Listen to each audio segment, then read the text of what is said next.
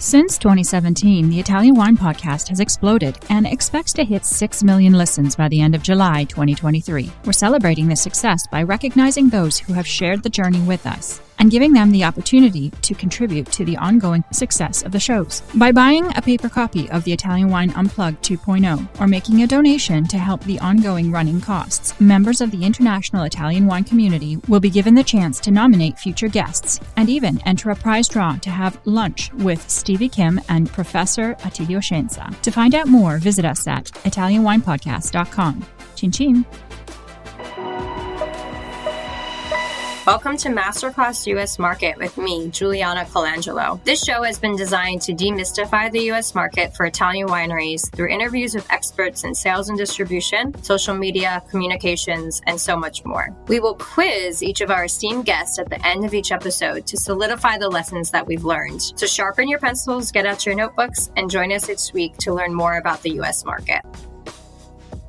Hello, welcome to Masterclass US Wine Market. Today I'm thrilled to welcome Matteo Frescobaldi to the Italian Wine Podcast. Matteo is the youngest member of the 30th generation of Marchese Frescobaldi, a family company with 700 years of history producing fine wines and olive oil in Tuscany. Since 2018, Matteo has led the olive oil side of the business, combining his family's traditions with innovation and creativity as Laudemio Frescobaldi's brand manager. A ESCP Business School alum and 2020 Forbes Italia 100 Under 30 recipient as well. Very impressive. Welcome to the show, Matteo. It's great to have you here. Hi, thank you. Thank you very much. I'm glad to spend time talking with you. Absolutely. Okay, so today we're going to talk about running two different businesses side by side as a family, olive oil and wine. But before we dive into today's discussion, Matteo, tell us a little bit more about your family's legacy in Tuscany. I'm sure many of our listeners know about Frescobaldi, of course, but they might not know all about the rich history. So just give us a quick intro about Frescobaldi. Yes, Frescobaldi is a historical family in Tuscany. Our family history starts about 1,000 years ago in Florence. As such, the Frescobaldi, as most noble families in Florence, were merchant and bankers during the beginning of the Renaissance and throughout the Renaissance. At the same time, since the year 1300, we began owning land in Tuscany, starting from Florence and then expanding throughout Tuscany, which then started our 700 years of history, focused in wine, in the wine business, but also in general agriculture. But now it's mainly wine and olive oil. Got it. Okay, fantastic. And today we're going to really focus on the olive oil, which maybe our listeners are not as familiar with. So in this episode, we're going to talk to you about how do you build a luxury food brand like Laudemio Olive Oil in partnership with a wine business, and what are some of those differences with the wine industry and building, a luxury food brand. And both companies have received international recognition. So we're really excited to learn from you about how you've carried your family's vision from the vineyards and the cellar to the olive groves. So our three key takeaways for today's masterclass and what we're excited to learn today from you, Matteo, are number one, building a business plan for commercial product growth. How do you go about doing that? How do you start that process? Number two, how do you maintain product quality while also, increasing production and becoming an international brand? And then number three, how do you establish a unique product voice to stay relevant in today's food and beverage trends? And, what can we maybe take away as a wine industry from what you've learned in the food business? So to start, Matteo, you're the brand manager for Laudemio. Tell us a little bit about the history of Laudemio and how the olive oil evolved alongside the family's wine business. Yes, Laudemio started in the 1980s as a brand. So the brand Laudemio has about 35 years of age, but our family has been doing olive oil in Tuscany for all of the centuries that we previously said. So the reason why we started Laudemio in the 1980s is because in 1985, in Tuscany, as well as in the other central and northern Italy, a very cold winter led to a winter frost that lasted several weeks. And in Tuscany, specifically near our let's say estates where we have our olive groves, temperatures were so cold that we lost all our olive trees because they all froze. So it was definitely like a tragic event, but it led us to wanting to launch, as you said, a prestigious luxury brand of olive oil for the first time, not only for us, but for the history of extra virgin olive oil. The reason that we decided to do that was because we had learned from the wine industry that to add value to a product in order to be unique is to give the product a specific character and identity coming from the land, coming from the territory. So when you think of a great wine, even if you don't recognize it, but you're always thinking directly or indirectly to a specific territory. Think of Brunello di Montalcino or Amarone, Champagne. I don't know which wines you are familiar with, but by saying that name, you are referring to a specific origin where the grapes come from, and of course, very good production techniques in order to add value to those grapes. Uh, on the other hand, the olive oil industry, partially also today, but definitely in the 1980s, instead was a commodity led by commercial brands that used to buy olives and now olive oil from everywhere in the Mediterranean area, blend them together and make, let's say, a low cost product that is called extra virgin olive oil, full stop. Without a sense of place or without a denomination like we see in wine, right? That's what was happening in the 80s. Exactly. And it often still happens today for the most of olive oil. So in the 1980s, we thought of making a brand that, like the brands of wine, would have a high quality, a specific identity and taste because of the origin of the olive oil, the olives. So because first of all we are an agricultural company, so both for our wines and for our olive oil we own the land, we own the vineyards, we own the olive groves with which we make the oil. So we want to have a product that we can say that its taste, its great quality comes from a vocated land, so the so-called terroir of our olive groves.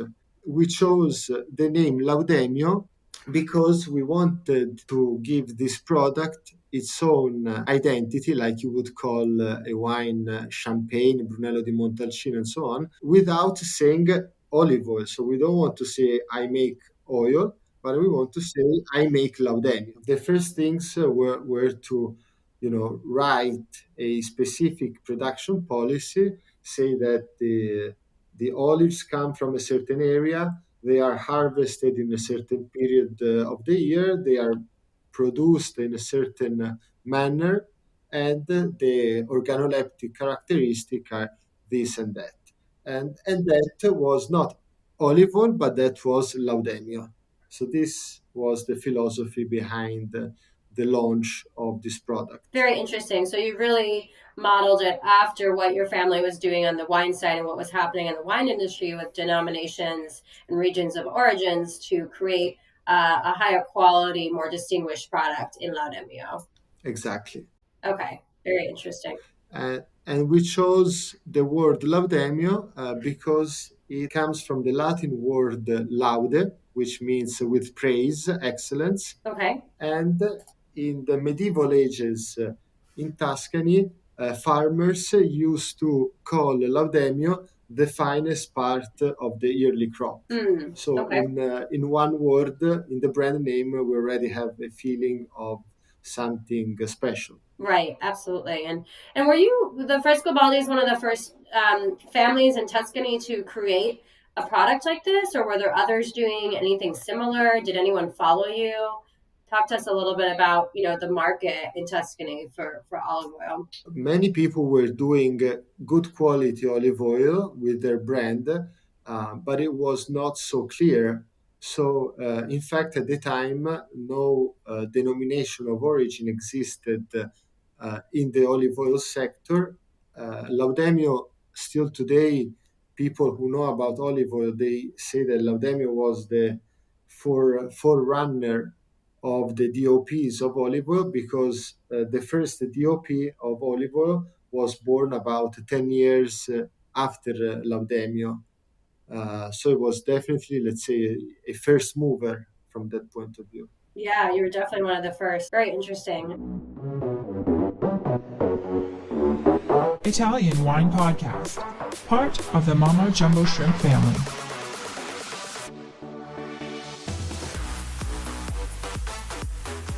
So, Matteo, tell us a little bit about your role. You came into the leading Laudemio in 2018 after spending some time traveling and studying. So tell us a little bit about your role specifically and what inspired you to further develop Laudemio into a global brand when you started working with the company in 2018. We have been making Laudemio, as I said, for 35 years. And it was well launched in the 1990s, and then it was sort of forgotten in a way among all of the wines that the company produces for about 20 years. So let's say it had a good reputation. It had a good market distribution in some markets, but we thought that it had some great potential to grow. And this is why when I joined the family business, the company, and also I was also very happy to do that. The company had decided to give me the role to make a business plan, to value the growth potential, and also implement the business plan, which is not only related to increasing the sales, but is also related to increasing the production and making new olive groves, because we want to have a product that only comes from our olives. So while we are increasing our international distribution, we are also planting new olive groves, and we have been doing that for the past 5 years, and we will continue to do that for the next 5 years. So it's quite a long-term business plan. Unfortunately, in agriculture, you have to be patient because when you plant a tree, it takes about 3 to 5 years in order to have a full production. So we are used to making long-term business plan. Myself personally, before working the family business, I had uh, been working in a finance consulting company and then in a private equity firm. So my core knowledge was more, in fact, related to business valuation and corporate finance, therefore making business plans. So this is also why the company decided to give me this role in 2018. Right, that makes a lot of sense. And now, as you said, you're focused on maintaining the quality while expanding the production. And similar to the wine industry, planting new trees it takes time to come to fruition. But tell us a little bit about the expansion of the Laudemio brand. What are some of your top markets? How is the product performing globally? We have been working very well in the US for since the very beginning, actually, since the 1990s. And therefore, our first idea was to grow in the markets where we were already strong. And in fact, we have been growing steadily in the US, especially in the past 3 years. We have more than doubled our distribution, making the US the first market at the moment in terms of export. The second and third largest markets are Japan and the UK. Italy, for the whole of the Frescobaldi group, is the major market, and which accounts for about 30% of sales, because we want to be strong in our home market, so that this, I think, gives a lot of reliability of a brand. If you, as most Americans, travel to Italy, and you see a brand that you find at home, you think that that is a reliable brand. So our major markets where we have been concentrating are Italy, US, let's say UK, but the rest of Europe as well. And Japan, as I said, is one of the major markets, but we are growing also in other Asian Pacific countries like Singapore, Hong Kong, and South Korea. Very interesting. And, it obviously selling olive oil and food products is a whole different system than selling wine. But how closely do you work with the wine side of the family's business with Laudemio? Is there any collaboration? Is there any collaboration between the two companies, or is it run pretty separately? Talk to us a little bit about it's that. It's quite integrated in terms of production.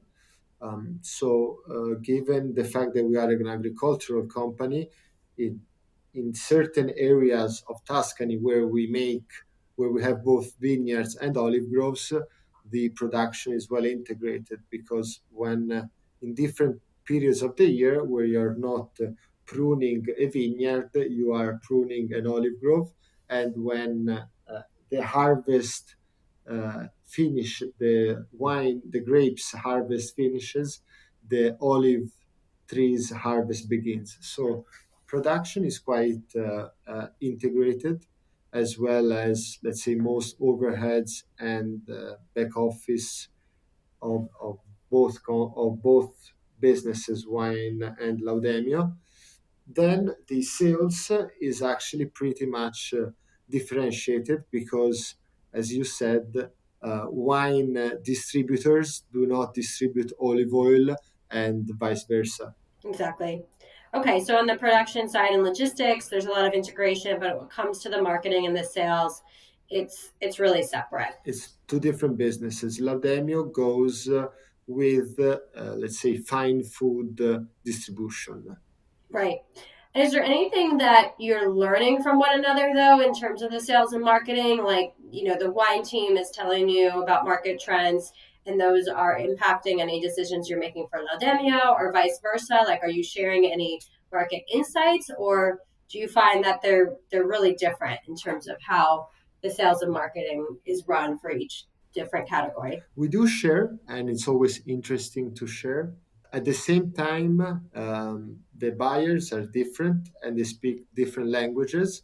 The buyer, I'm talking, for example, the sommelier of a restaurant and the chef. So the sommelier buys the wine, and the chef would buy the Laudemio. What has been giving us, I think, a lot of strength and uniquenesses is that most marketing communication of Laudemio speaks a language of a language that is of high quality wines. That is the one that I was saying before, of terroir.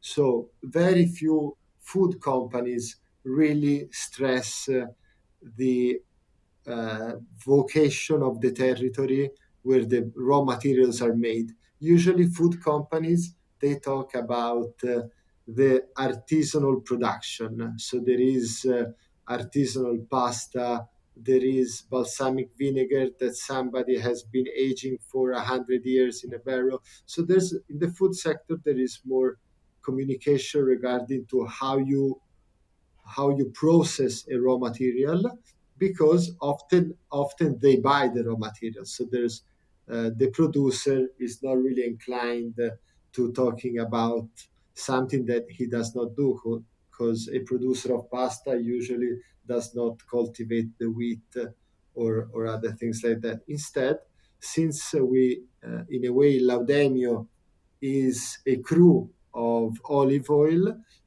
we have the same type of communication that you would have in fine wines. So when we present and we communicate Laudemio, we talk about, first of all, of the terroir, of the yearly, let's say, climate changes, yearly climate conditions that then you find on the final product in the organoleptic taste, just like you have in different vintages of wine. Right, but that's unique to Laudemio, and in many parts of the food sector, we're still not seeing that language communicated as broadly as it might be communicated in the wine industry. It sounds like. Yes, but if I had to give a recommendation for the future, I think that if you're able to do that, that gives a lot of uniquenesses.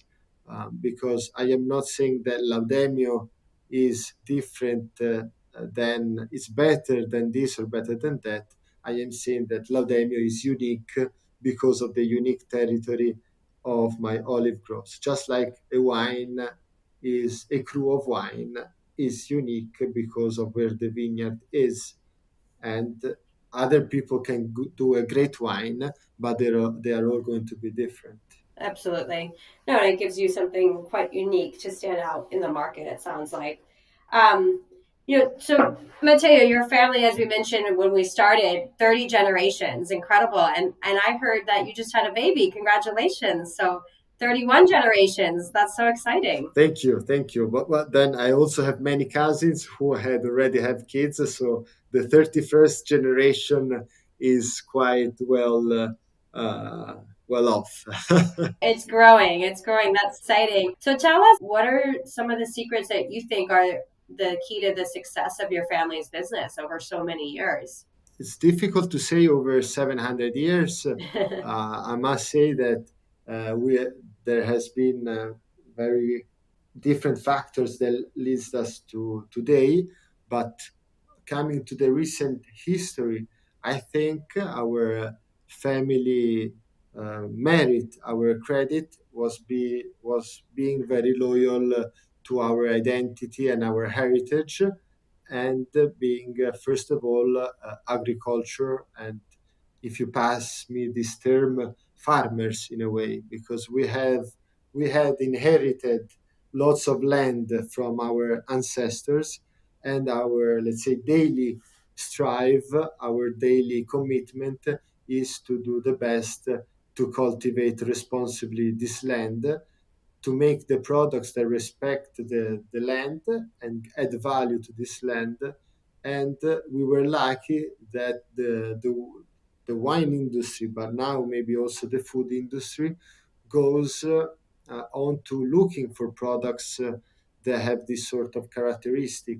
And at the same time, Tuscany offers great opportunities because it's one of those regions in Italy that many people know it and look for products that come from authentic products that come from Tuscany. So I think that ultimately, if I had to summarize our uh, greatest mm, thing that we can pass on as a recommendation, would be authenticity, making authentic products, and of course of great quality.